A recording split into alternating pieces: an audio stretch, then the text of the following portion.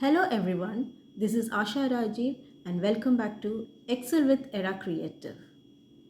In my previous video, I had discussed about the basic functions of XLOOKUP. If you haven't watched the video, please have a look on it. I have posted the link in the description box too. Today, I will be focusing more on XLOOKUP. So let's start the tutorial. Now we will learn how to find out the XLOOKUP for multiple values.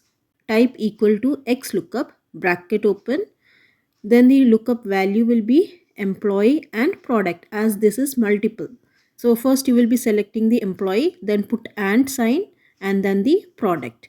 Your lookup array will be, you need to match with the employee name and the product name, comma, and the return array will be the total sale. So that you need to drag it out. Bracket close and enter. Now you will find the total sale has been reflected here.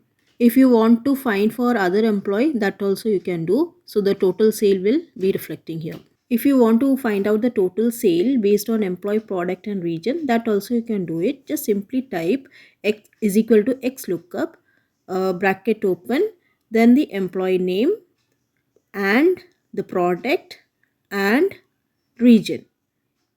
Put a comma, then the lookup array you need to match with the employee, the product and the region.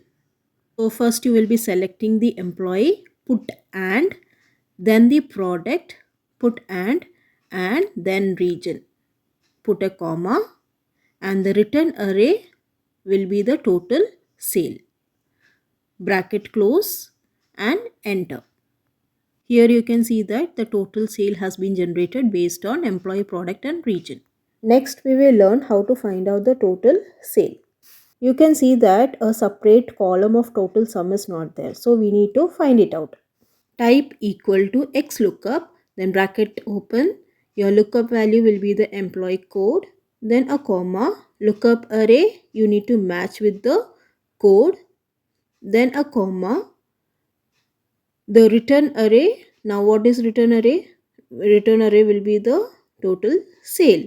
So you will be selecting first the sale 1, put plus sign and then sale 2, bracket close and then enter. This way you can find out the sum. I hope you liked today's video.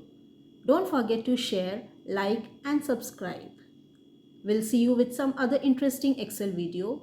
Till then, take care and thank you for watching.